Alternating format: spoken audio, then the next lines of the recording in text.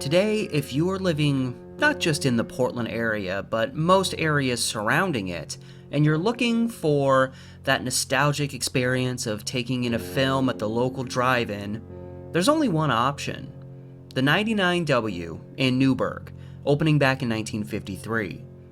Being the only drive-in option in the whole Willamette Valley and one of only two options in the western two-thirds of the state of Oregon, the 99W still thrives today, assisted by its total lack of competition.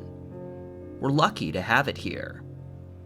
But with the peak era of the drive-in movie theater in America having occurred over 60 years ago, it should surprise no one that, at one time, the Portland area had more than its share of drive-in movie theaters.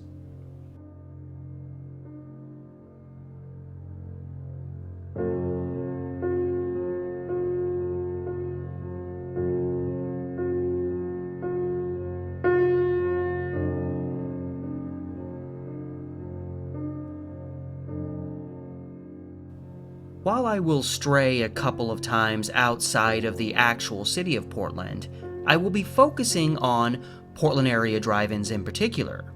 There were more of these further west of town. And as far as the Portland area goes, its first drive-in was not only not quite within the city's boundary at the time, but it was a rather strange setup. Known as the if that's even right, short for Amphitheater, it opened in August 1946, north of town.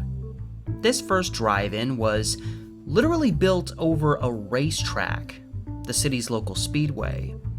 The screen was constructed alongside the track's straightaway, and the customers parked their cars in the ovular space in the middle of the track. There's even pictures of race cars on the track, with the drive-in screen oddly out of place in the background. The space could hold up to 600 cars, and the first film ever featured there was the 1943 Western The Desperados, starring Randolph Scott, Glenn Ford, and Claire Trevor. Built in close proximity to Delta Park and the World War II village of Vanport, there's a few aerial pictures of this area that capture the amphi in the background. Due to this placement, however, during the flooding that happened in the Portland area in 1948, which destroyed all of Vanport, this nearby drive-in was seriously damaged by those floodwaters as well. It would take months to fix it up and make things operational again. Despite its intriguing location and the rapid industrialization of the area around it over the years, this drive-in stayed open until the end of the 1970s. By the time the amphitheater opened, the drive-in as we know it had only existed a little over a decade. Way back in 1915, a theater opened in Las Cruces, New Mexico that, in addition to having 700 seats, also had space for up to 40 vehicles to park and also watch a film. One could argue this was an early semi-example of a drive-in. But the first official drive-in theater in America opened in the summer of 1933 in Pennsauken, probably saying that wrong, Township, a suburb of Camden, New Jersey. It was the brainchild of businessman Richard Hollingshead, who used his own driveway to practice projecting film and trying to figure out how to organize the cars that would be parked there. His work paid off, and he received a patent on his drive-in theater concept in May 1933, with his theater opening just a couple months later. This place could hold up to 400 cars, and its first film was the 1932 comedy Wives Beware. While Hollingshead would ultimately sell off this drive-in, he couldn't have known what he'd started. While the expansion of drive-ins would be slow in its early years, they did start popping up all over the country, in particular in the Northeast and Midwest parts of America. By the end of the 30s, there were almost 20 drive-ins in the country, and they were far from perfect, understandably, especially in regards to sound. With the early setups often including large speakers right next to the screens, this led to those cars furthest back having softer noise that was often delayed because of the distance between the two. By 1941, RCA had finally fixed this issue by making the first speakers small enough to go alongside or inside individual cars. It would not be until after World War II that drive-ins, along with many other things, would really hit their stride. And while the 1946 Amphitheater opened just north of Portland, the next drive-in to be erected was constructed just south of town.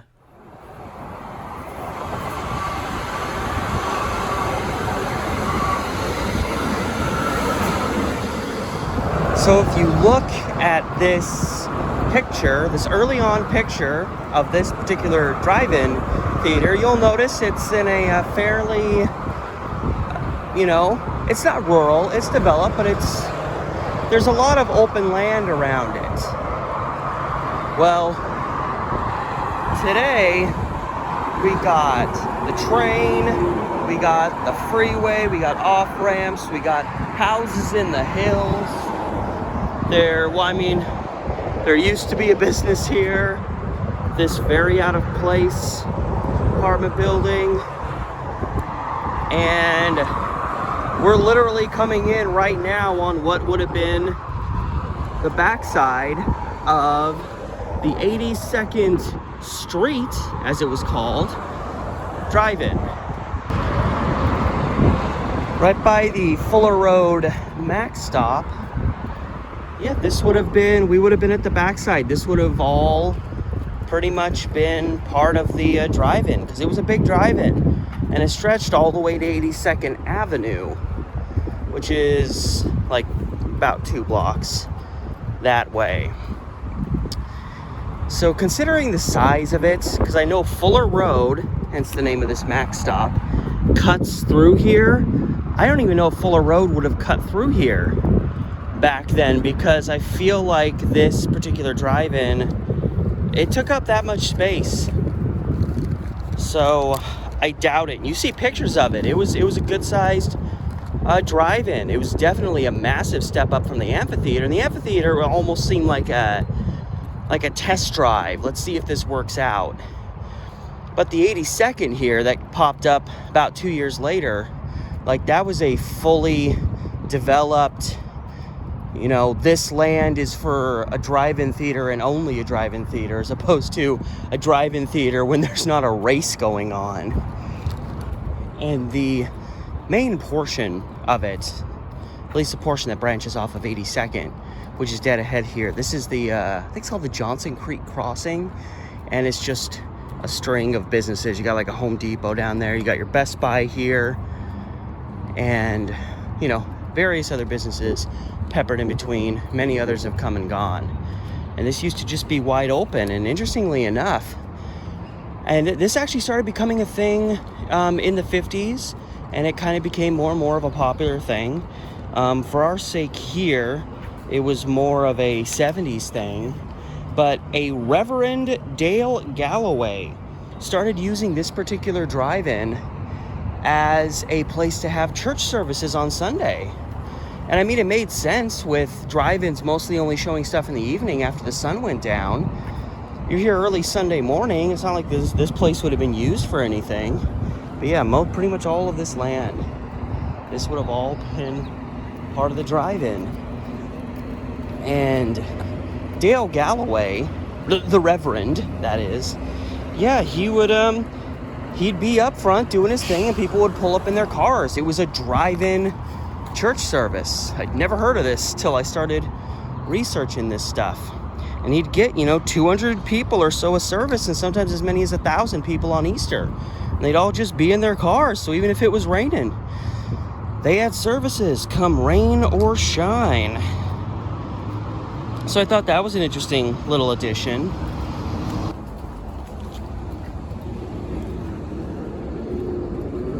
Yeah, you see, all of this was pretty much part of the drive-in too. Got your Home Goods, your PetSmart, And then yeah, 82nd is way off over there. So this is all part of it. It was a pretty good sized complex, especially for being one of the earlier ones that popped up in this city. This is all that land, and it made sense. They had one screen at the start, and then by the I think the 1970s, 1976, they added a second screen, and this place stuck around until 1986 before it finally closed down. You can understand why they had these. Probably could only go in certain places because you needed all this land. But what's of further interest is when this place closed down, a Washington-based theater chain bought some of this land, and they wanted to put a kind of state-of-the-art movie theater here. And I started going to the Best Buy over here in the early 2000s, and I didn't remember any theater here, so I figured, it must have not happened. But no, there was actually a I think it was called like the 82nd Avenue Cinema 6 or something like that. Looks pretty paltry by today's standards, but it was actually a fairly high-end movie theater for its time. It just wasn't around all that long. And I'm not exactly 100% sure where along the stretch it would have been. My guess is it would have been kind of right about here where this kind of empty building is and where the home goods, I almost said Home Foods. Probably right about here is where that theater would have been.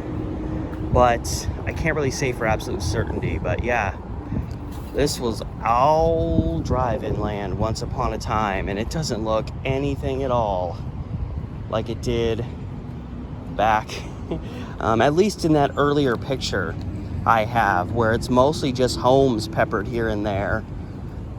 But it's 82nd. 82nd's a busy street, and it's just lined and peppered with businesses.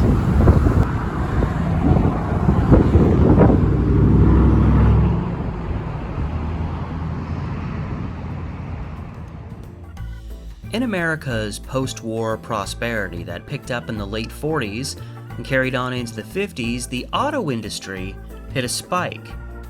Thus, the drive-in experience allowed people to engage with two things they really loved: cars and movies. Drive-ins also promoted a family-friendly type atmosphere, which vibed well with the baby boomer era. Lots of young people starting families. It was also a hot spot for young couples.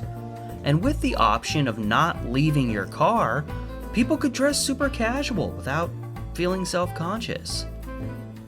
The number of drive-in theaters exploded from less than 20 in 1940 to over 4,000 by 1951. And while they were popular everywhere, as has remained the case, they were particularly popular in rural communities where there were often less activities for locals to engage in. And because of their simple setup, drive-ins were often cheaper to maintain than an indoor theater. And with the popularity of these places skyrocketing, along with the family-friendly angle, many drive-ins added other amenities, such as playgrounds for the kids and bottle warming stations for mothers with babies. Some even had motels built wherein the guests could simply open their window and watch movies from the comfort of their room. Personally, one of my favorite aspects of drive-in culture were their very much of their time and sadly sometimes problematic intermission videos, always letting you know how much time you had before the movie was going to start, and always giving a detailed description of what was available at their concession stand. Something that stands out in these videos are the portions. No extra larges or even really mediums for that matter to be seen here among the choices. And the color of the film never made those burgers and pizzas look quite right. But other than that, everything else just looked better back then. Sometimes when my wife and I watch a movie at home, we'll put on and watch one of these beforehand. Just 'cause. You can find hours of these old intermission videos scattered all over YouTube. And with the major heyday of drive-in theaters being the 1950s, it should be of no surprise that most of the Portland area drive-ins were built during this decade. 3 of them alone opened up in 1950. So the first of these that I'm going to discuss is the only one that I know of that was in Southwest Portland. In fact, the only one that I think was on the west side of Portland as a whole, which was the Barber Boulevard DriveIn. And the main reason I'm referencing this one is because, unlike the others, this one didn't last very long. It opened in 1950 and closed in 1956. And the area it was in, Interstate 5 cuts right through the middle of it. It's right where... it's in this place where Interstate 5, Barber Boulevard, obviously, Taylor's Ferry Road, 35th Avenue, they all kind of just conglomerate through there, and that is where the drive-thru was. It said that the entrance was around Barber and Taylor's Ferry, and Taylor's Ferry Road is literally bisected by the freeway. It just kind of ends and then restarts on the other side of it. So it was in this area that's very, considerably different than it was before, and I found no pictures of it. And I'm of the general opinion, just based on the area, that it was probably like a medium-sized drive-in, not considerably huge, but not extremely small. And beyond all that, the first movie that was shown there, which is actually a pretty good movie, was the film Holiday Affair, which starred Robert Mitchum and Janet Leigh, and that's how it all started.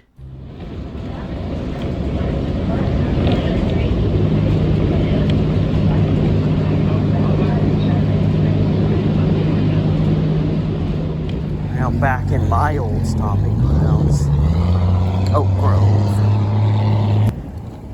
So I almost screwed up real bad because I thought this was where a particular drive-in once was. I don't know why I thought it was here, because this is not the accurate address. This would have been McLaughlin and Vineyard. And I checked the address again, just to be safe. Old Safe Steve. Nobody's ever called me that. But, I was off by 4 blocks. So it's actually down at this next intersection, which is McLaughlin and Neff, or Neff, I've heard it both ways. So this general area, this is where I lived from 1992. I lived just a little ways further down the road, from like 2009 to 2016, but a good chunk of my life I lived right in this area. And we are outside of Portland. Portland's probably about, the actual border, the southern border of downtown is probably about 5 miles back that way. And this particular stretch of McLaughlin Boulevard, or Old Highway 99 East, which is interesting, the one still standing drive-in in Newburgh is called 99W, which means Highway 99 West. So there's a correlation. And the further you go this way, especially once you get to Gladstone, just a little ways down, you'll notice it's all car lots. This intersection here is Neff, or Neff. I've always called it Neff, which means it's probably wrong. And the particular movie theater would have been on the, it would be the southeast corner of this intersection, which means it would have been across Neff right over here.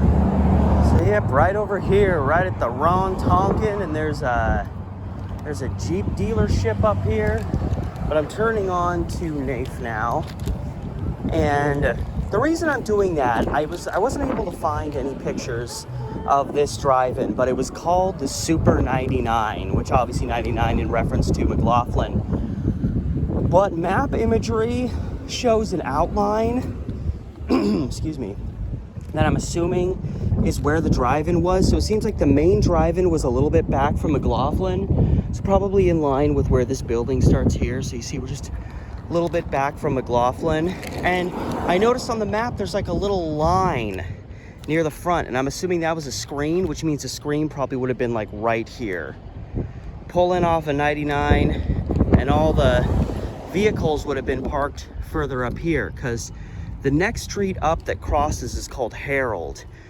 And according to the diagram that shows where the drive-in theater was, it was almost as close to Herald up here as it was to Highway 99 right over here. So probably starting somewhere in there and stretching back to kind of where this dealership ends, because there's like an apartment complex further down. From probably there to here, it's probably generally the size of the drive-in. So it actually probably wasn't all that big. And it opened in, one of those ones that opened in 1950.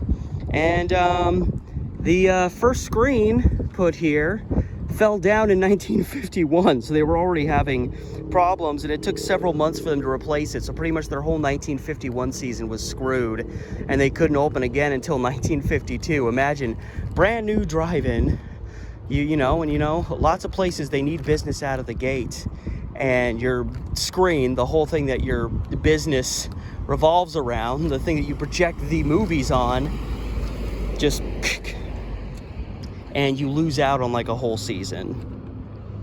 And honestly, that's most of the information I have on it. They say that the screen was knocked down by a windstorm. I don't know if this one was affected by the 1962 Columbus Day storm, because I know multiple drive-ins around here, their screens were knocked down by that storm, because it was like the most powerful windstorm in Portland, at least recent Portland history. But yeah, this place stuck around for a while. It didn't close until around 1980. So it had about 30 good years. And now it's just friggin' car, truck, and, friggin' Jeep Central.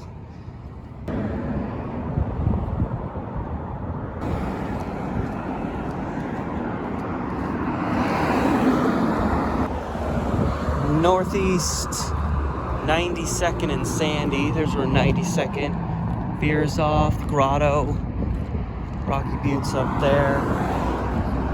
And this is where, at least right around the corner, at one time regarded as the largest drive-in in the Portland area, at least that's what was reported, was the Sandy Boulevard drive-in.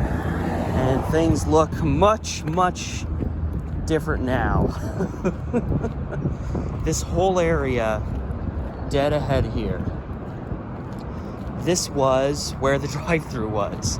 This is a dog park now right here, and there's a freeway. Max trains come through there, and there's a transit center right on the other side, and the entrance was way off over there. So this was a big space. It was the other side of the freeway. There's where the entrance was, and this whole area, this was all drive-in space.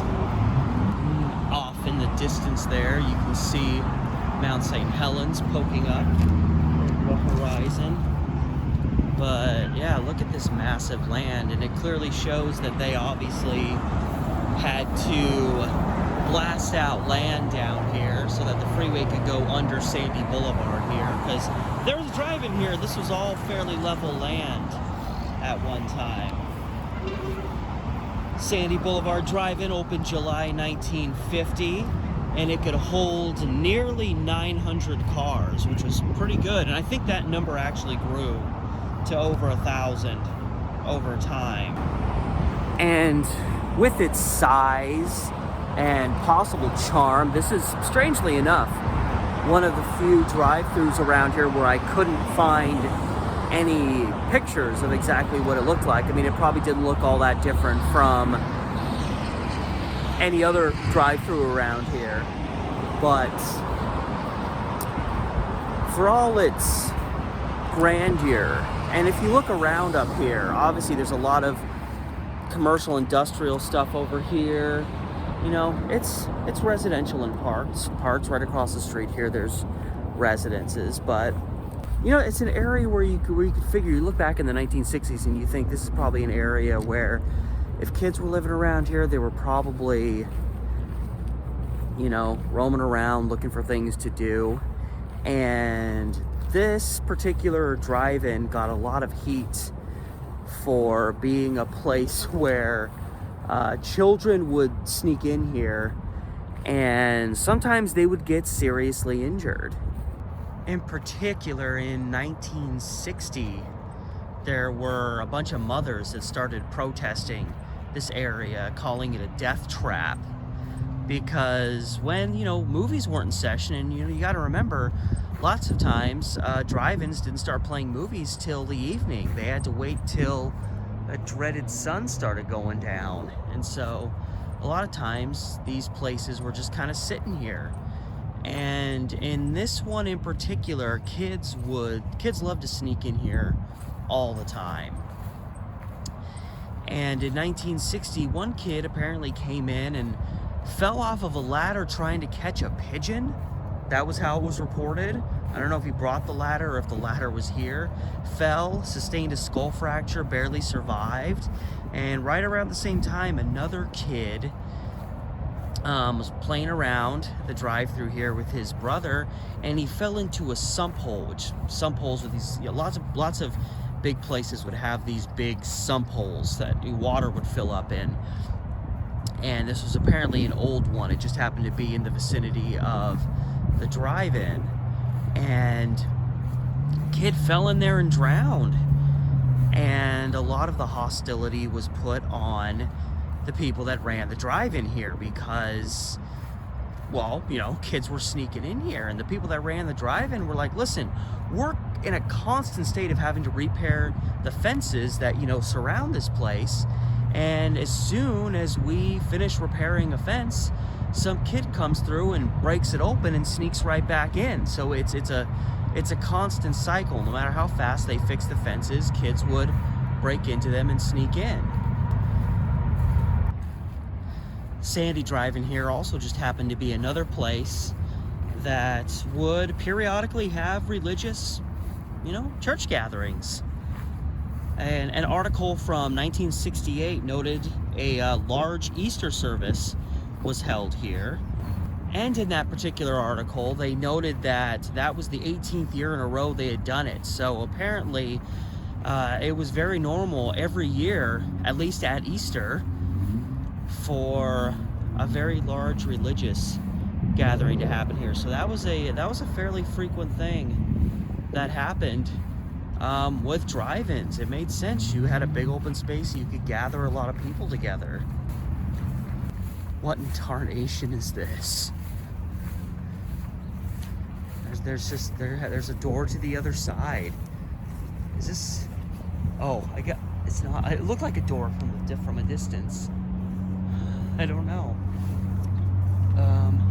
Oh, it's just a sign. Yeah, because this is called like the sand lot. Okay, it's just the sign. I thought it was a door from the other side. And while I never found a concrete date or even year of closure, the inference is that this drive-in was closed down sometime around 1978. Right in that area. Again, right before construction started on I-205 coming through here. I'm going to cross over to the other side of the freeway because, again, this big old thing stretched all the way over there. And I need to go there anyway.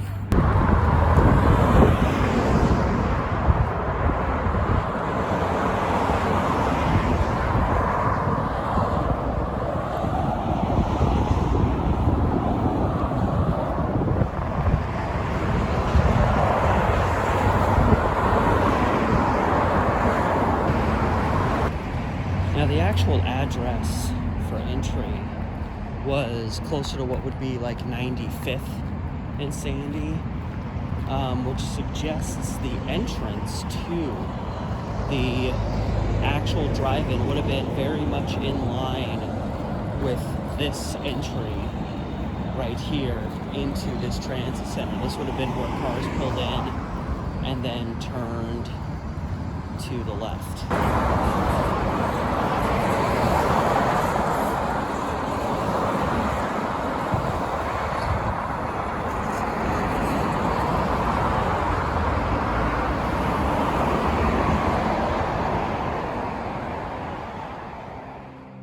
Right here is probably a good time to mention Tom Moyer, who, strangely enough, I mentioned briefly in my Park Blocks video not too long ago. One of the best boxers ever to come out of Oregon, as well as a World War II veteran, Moyer's parents also ran a movie theater. After his father's passing, Tom took over that business, and over the next couple of decades, he turned it into something massive.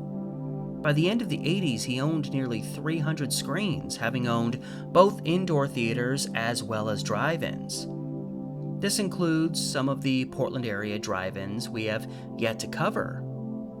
In 1989, he sold these theaters off to the company that would ultimately become Regal Theaters. One of these early ventures was the creation of the Family DriveIn. Yes, drive-in spelled DRI-VIN. This drive-in, holding up to 700 cars, opened right on the border of Portland and neighboring Tigard. It would later be replaced by what would become the Regal Tigard 11, opening in 1988. This theater, cool as it was, also just recently closed down in 2023. Moyer would also be renowned for opening the East Gate in 1966, Portland's first multiplex theater. The Regal Theater, currently standing at Southeast 165th and Division, replaced another theater built in 1977 that was named after Tom Moyer's mother. But before that, this space too was a drive-in. Division Street, around about where 165th would come through, so actually technically we're like, that light back there is where the Portland-Gresham border is. So we're actually technically in Gresham now. I swear every person I'm passing is drugged out of their minds. This place over here used to be like a video rental place. I swear it was around forever, and this is where my family used to like rent movies. On the flip side of that, if you turn and look across the street, you've got a movie theater. And, you know, my wife often says, like, I like going to this movie theater because there's never anybody there. And, like, I get that it's a Wednesday. Today is a Wednesday, and Wednesday's the slowest day of the week at most theaters, but she wasn't kidding. There's nobody here. Apologies, there's some wind, but this is a Regal Theater here now. This in the I believe the 90s replaced another movie theater that opened in 1977, and that theater was called the Rose Moyer Theater, named after Tom Moyer's mother. And before the Rose Moyer Theater was right here where this one was, the Division Street Drive-In was right here. And it was one of the drive-ins that Tom Moyer ended up owning among multiple in this general area. And the Division Street Drive-In is a little bit mysterious in its own way, perhaps the most mysterious of all. There's a guy back there behind me keeping the property clean. He's probably wondering what the hell I'm doing out here. But yeah, Division Street, this is the only drive-in. Every drive-in I reference, I know what year they opened. Some of them, I don't know exactly what year they closed, but there's an approximation. Around 1978, around 1980. And I know that the drive-in that was here it closed probably around 1975-76 because it was closed so that the Rose Moyer Theater could be built. Construction on that started in 1976, and then it opened in 1977. And I want to say, yeah, checking my notes. Sometimes you got to. Hell yeah, brother. So the Division 13 was built here in the late 90s, and that's the theater that's currently here, is the Division 13. At least that's the name it had. I don't know if that's still exactly what it's called. And there's like this little back street here that just kind of goes behind it. It's a little cute. It's also a little creepy. But this was probably on the drive-through land as well. And this theater suffered something, well, not this theater, but the drive-in suffered a fate that's similar. In fact, I think multiple drive-ins in particular had their screens blown down in the Portland area during the Great Columbus Day storm that happened back in 1962. I think there was like 2 or 3 at least that the screens were literally blown down by the force of the storm, and the Division Street here was one of those. And yeah, I really had to dig in. I think probably some of the most like research I really did on any given element of any of these drive-ins that I'm visiting was trying to figure out when this drive-in was built. And in my efforts, I found, I was ballparking it probably no later than the mid-50s it opened, and probably no earlier than like 1950. I still ballpark 1950 is probably the earliest that this drive-in opened. And as I was doing my research, doing everything in my power, I stumbled onto a copy of a magazine that was called Box Office from March 1953. And there was a little blip in there about, I believe it was about Tom Moyer and his plans to expand on the drive-ins he was building. Here's the back side. If you want your car broken into, this is probably the side of the theater to park on. They all have a side like this. But I don't know if it extended beyond this fence or if it extended into where this these mobile homes are across the way, or even further west over there. It probably covered more land than just the parking lot in this theater today. That seems a little small for a drive-in. And it still looks like there's not a whole lot beyond this fence. But as I looked up this Box Office magazine, again, spring 1953, they reference the Division Street Drive-In, but they reference it as a drive-in that already existed, which means at least by the latest the place would have been built would have been like the start of 1953 and probably earlier. So I kind of ballpark it around my best guess would be about 1952. Probably no earlier than 1953. Or sorry, not 1950 would be the earliest that it opened. That is all predictions on my part. But this was the Division Street Drive-In. Another one that popped up and had most of its prevalence during the 50s. This was the case for all drive-in theaters.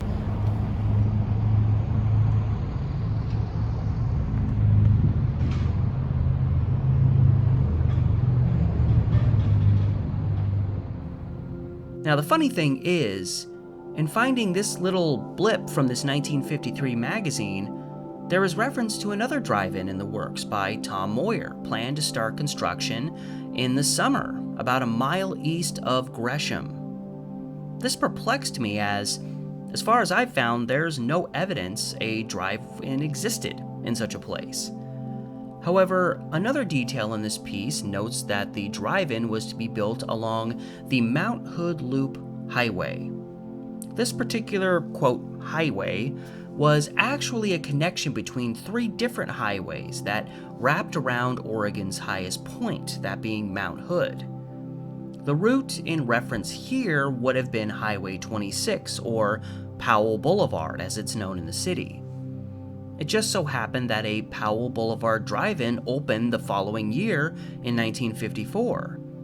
This leads one to assume that this is the site referenced in this article, but just a few sentences down, we see a Powell drive-in referenced, suggesting it was going to open around the time that this other one east of Gresham was to only be starting construction. So how could they be the same place? The answer is I don't know. This article also says the Powell site was at 102nd and Powell, which is not correct. So maybe we just have a piece here riddled with inaccuracies. The fact that this new place and the Powell DriveIn are referenced at the same time still leads me to believe that they are not the same place, combined with the fact that the Powell DriveIn was not east of Gresham, but rather it was west of there. So it may just be possible that this other drive-in never quite came to fruition. As it stands, I've found no evidence it ever existed. While drive-ins had become more streamlined in the 50s and they were the place to be, their reputations were not always squeaky clean. Of course, the 1950s was a time where we all wanted to believe everyone was living a Leave It to Beaver type lifestyle. So when couples visiting drive-ins had a tendency to escalate their romantic behavior, some people were appalled. This is a place with children. But it did happen. And when sexual activity wasn't alive and well, others started using drive-ins as a place to guzzle down some alcohol or smoke some of that horrible, illegal marijuana. What helped elevate these gathering places to their pinnacle was the fact that they were family-friendly. Alas, this type of reputation would only continue to fade as the years went on, and a good number of drive-ins became sketchier and sketchier. These places were also a bit of a strain on those who lived near them. Traffic, congestion, honking horns kicked up dust, trash and debris scattered well beyond the theater grounds. It wasn't a lot of fun to live next to one of these places, unless you really liked movies, I guess. And unlike others, before this Powell Boulevard drive-in opened, locals tried to nip it in the bud ahead of time. Yeah, so some places, this particular neighborhood in particular, they didn't want drive-ins in their neighborhood. They made a bunch of noise at night. People would hoot and holler, honk their horns, leave a bunch of trash everywhere. Like, they didn't want that right around the corner. Not in my neighborhood. So, when plans came forth to put in a Powell Boulevard drive-in in this particular area, locals got pissed. It seems like most of these drive-ins, the locals, whether they liked it or not, they kind of just, maybe they raised a stink, but rather, more or less, grinned and bared it. But in this area, a lot of locals living here actually filed a massive lawsuit, and they called the construction of this drive-in a serious nuisance with all the trash and noise and Lord knows what going on. And as time went on into the 70s, as more and more drive-in theaters started getting slightly more sketchy clientele, it started becoming more of an issue. Now it's not just you have a loud drive-in theater in your neighborhood. Every so often you had an increase in suspicious characters, if I can use that term. So they tried. In the 1950s, when this drive-in went in, they tried to sue and block it. It went all the way to the state Supreme Court before being thrown out, and thus the Powell Boulevard drive-in did exist once upon a time. And there's an elementary school, a middle school, and a park in this area. It's after 3 p.m., so hopefully school has cleared out, because it just so happens that on the main portion of the property that was the Powell drive-in, that's right smack dab where the middle school is now.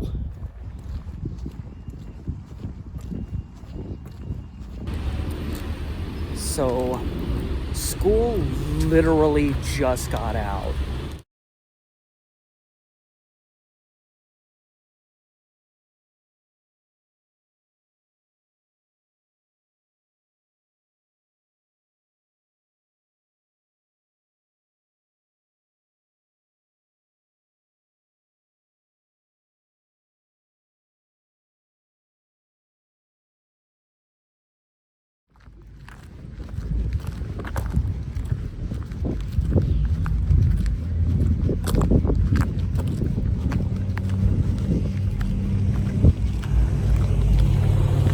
So that was a wash.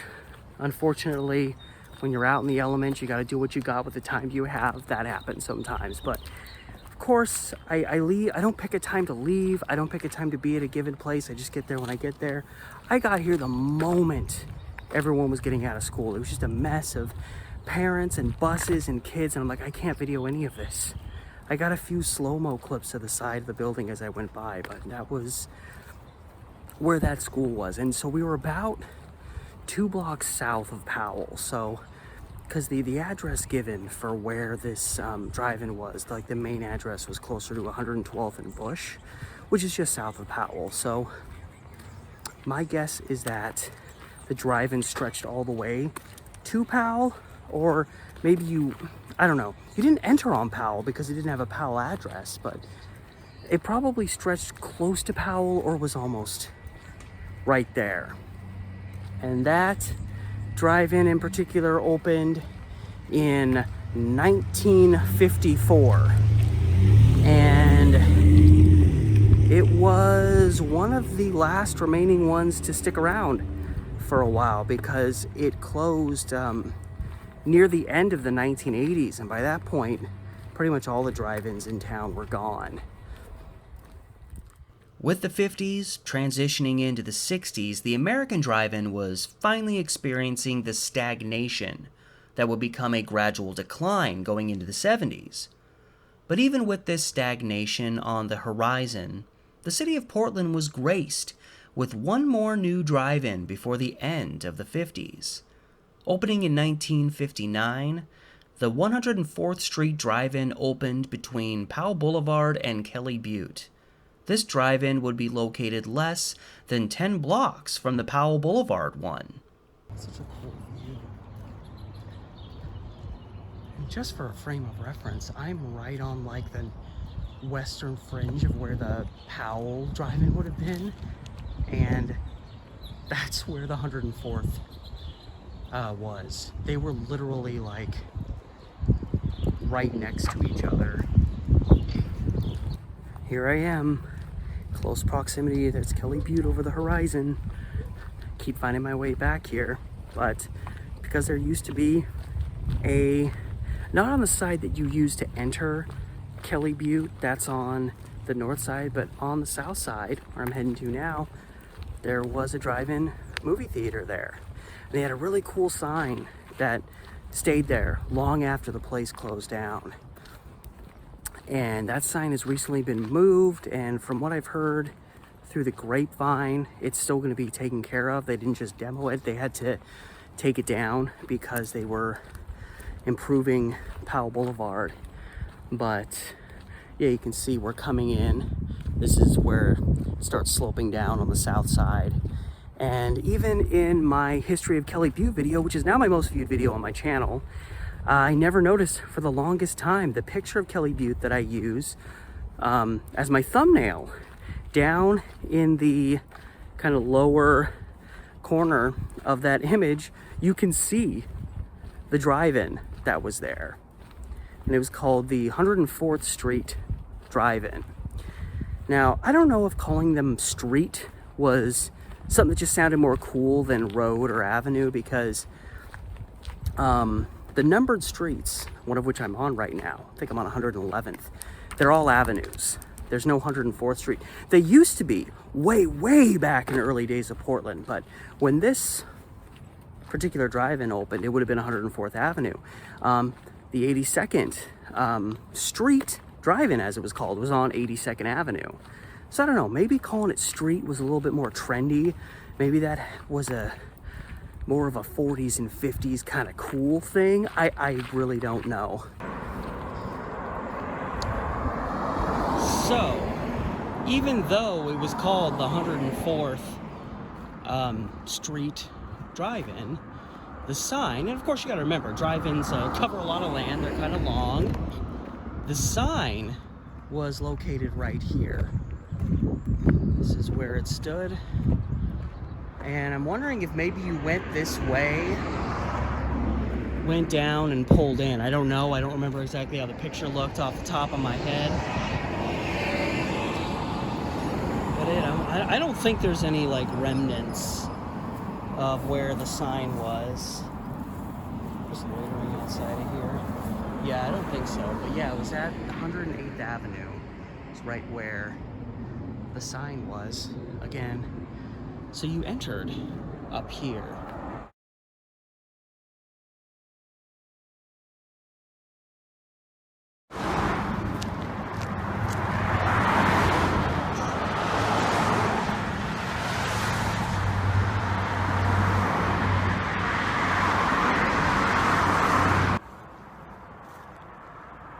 Woo.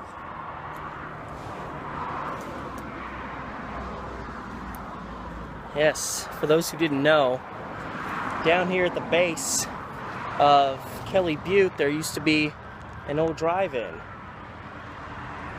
And I can't get in that way because there's a fence blocking it off down there, so I either was misguided or I'm just screwed.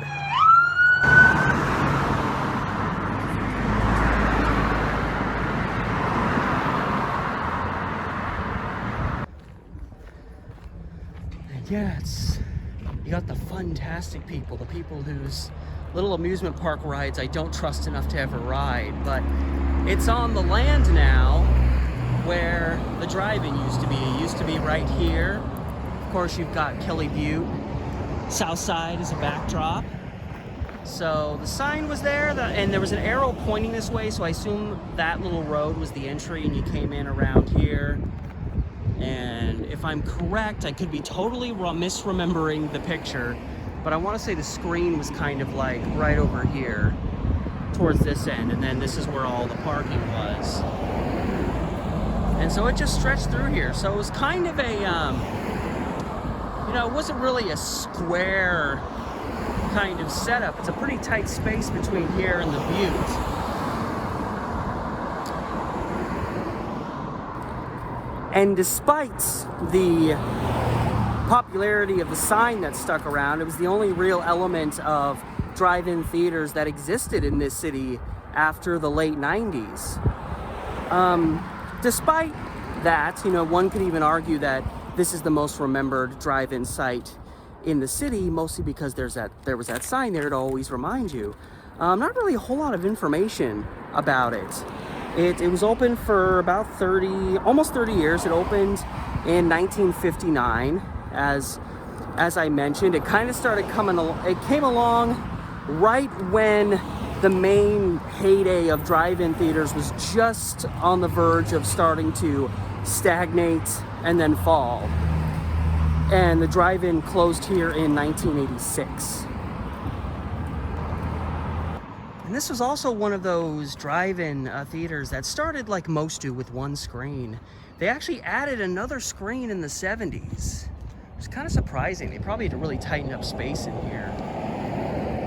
But if I had to guess an approximate endpoint for how far the drive-in property went, it'd be right about here where the fantastic stuff meets a bunch of trailers you can buy, mainly because this is actually 104th Avenue. So I assume the drive-in at least kind of made it to this point. Otherwise, the name is kind of misleading.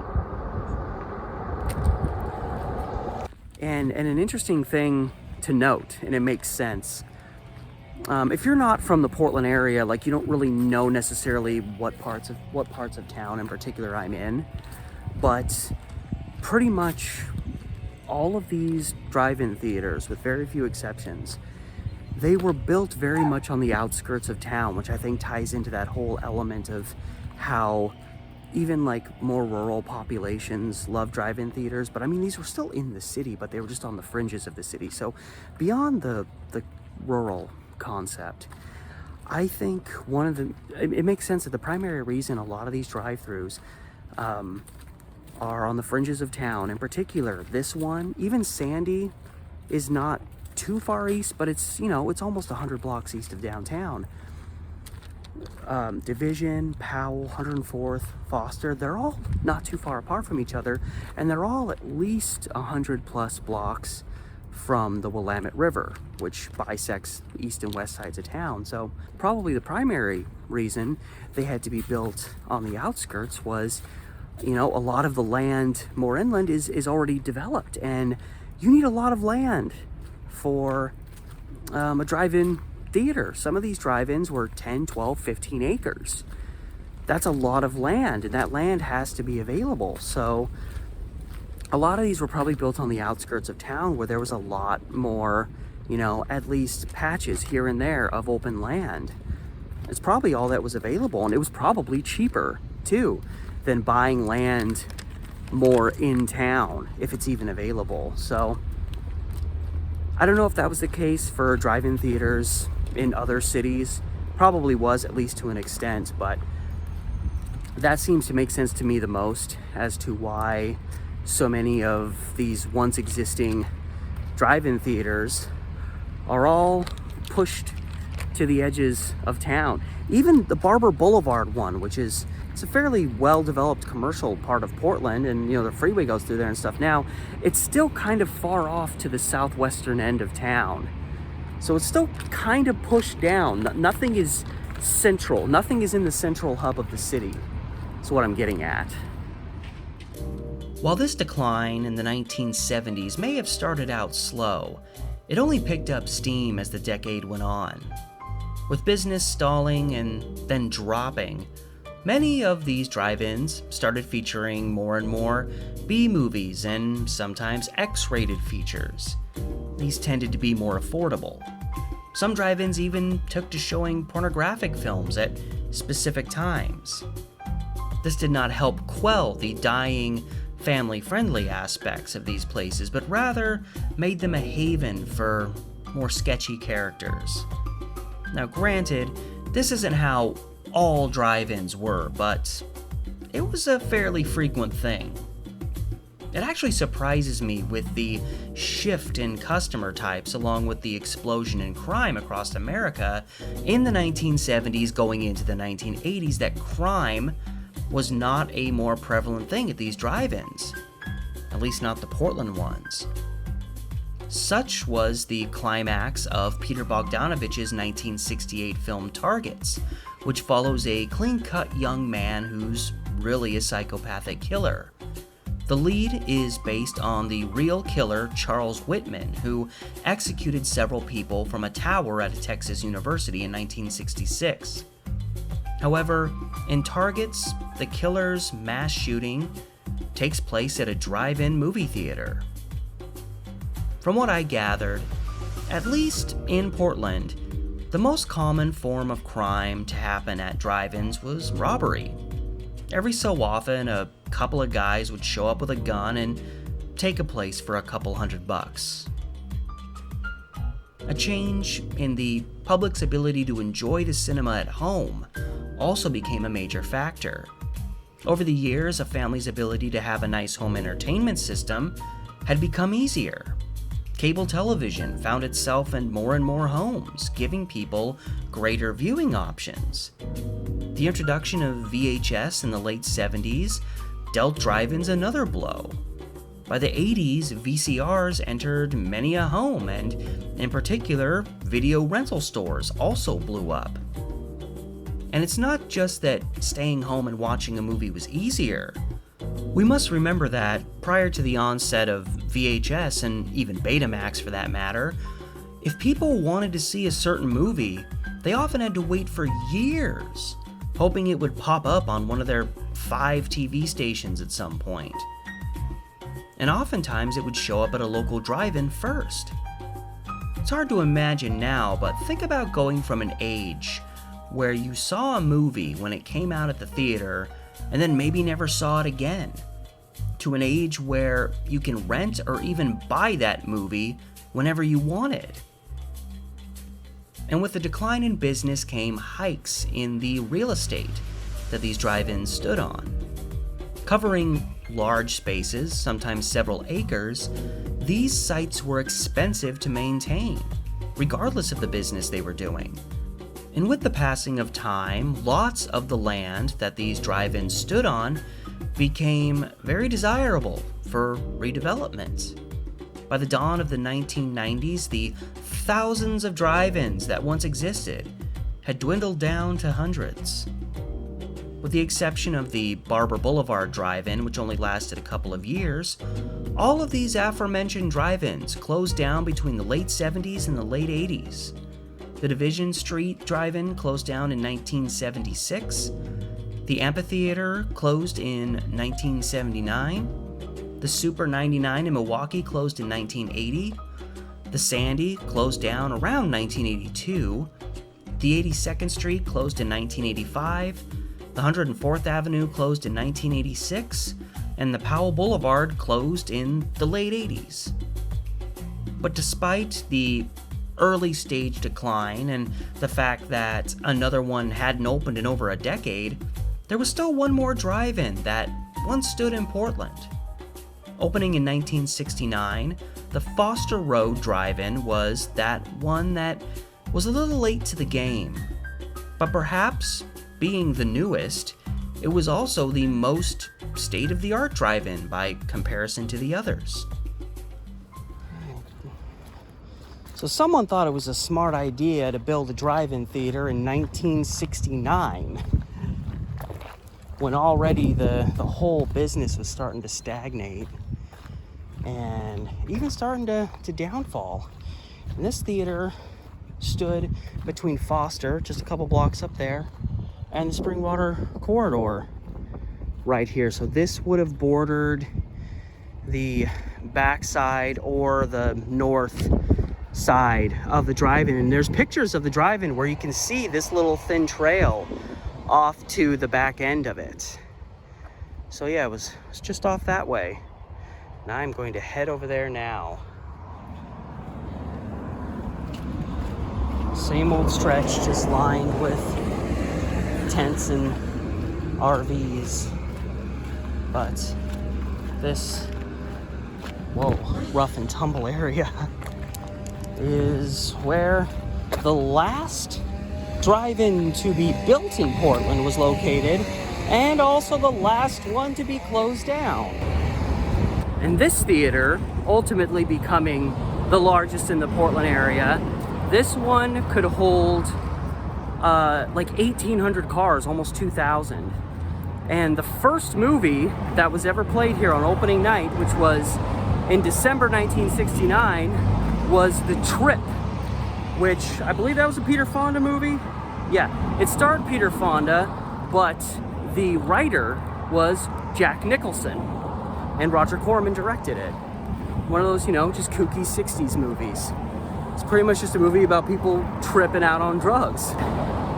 This is it was, such a big spot. They not only gradually increased to 2 functioning screens, they ended up getting to a point where they had 3 screens here. And I believe this is another location where one of their screens got blown down. No, it couldn't be. I was gonna say, I thought this was another one of the places where a screen got blown down in the Columbus Day storm, but that was 62. This didn't open until 69. So I'm clearly very delusional. But I'm not completely delusional, because one of the screens did get blown down in a storm. Just wasn't Columbus Day. And yeah, when they expanded to 3 screens, they actually had to build a brand new projection booth. And they had a fairly good sized concession area as well, which, I mean, some places that'll make or break you, is how good your concession stand is.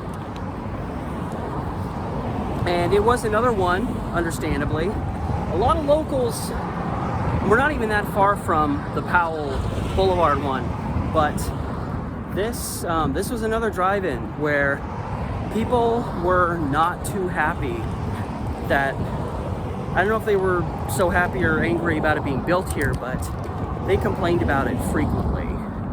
The noise, the trash, all that stuff. And it's a drive-in. But they never got it closed down, because I think during the 70s is when that started happening. It stayed open. Right in here, this is kind of all along here, this is where this massive drive-in complex was located. And I think it stretched, I mean, at least to the end of this building. I don't know how old the stuff is beyond there, but at least stretched that far. And it went a pretty good ways down here too. I actually just like shot right past it. I didn't think I was there yet. So, I mean, you can see all of this stretching way, way, way, way back there. Way, way, way back there. All of this property here. This was all drive-in stuff. And much like the 104th Avenue one where they had the sign right out on the street, the Foster drive-in that was located here had a sign as well. And if I had to approximate where that sign was, because it appeared to be to the western end, which would, this way is west, so I'd ballpark it being, you know, on the land right here, probably right across from where this black semi-truck is parked, because you can see Foster. You can't see that well, but Foster starts winding that way, and it was right when this wind begins. That was like the western edge of the drive-in, and the sign was located in this corner. So the sign was probably like right about here, pretty close to this, like these semis and this building here. This would have been about where the sign was. So if I had to pause and step back, there was a picture of the sign.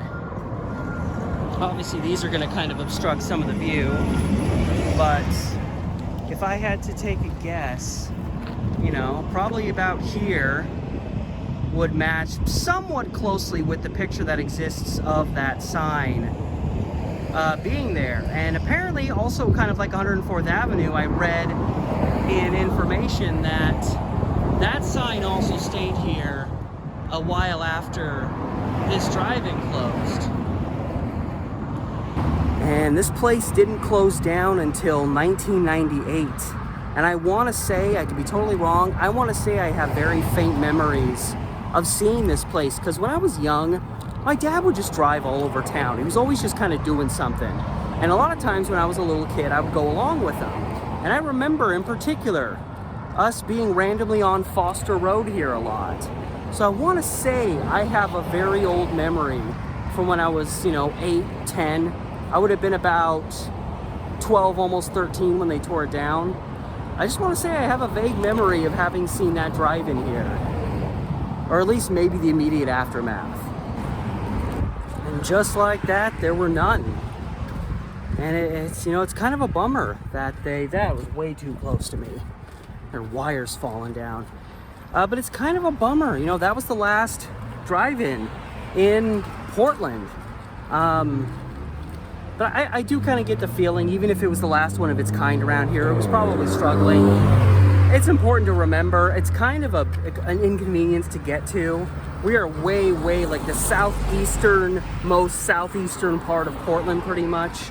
So for a lot of people in the Portland area, it's not really all that convenient to get out here.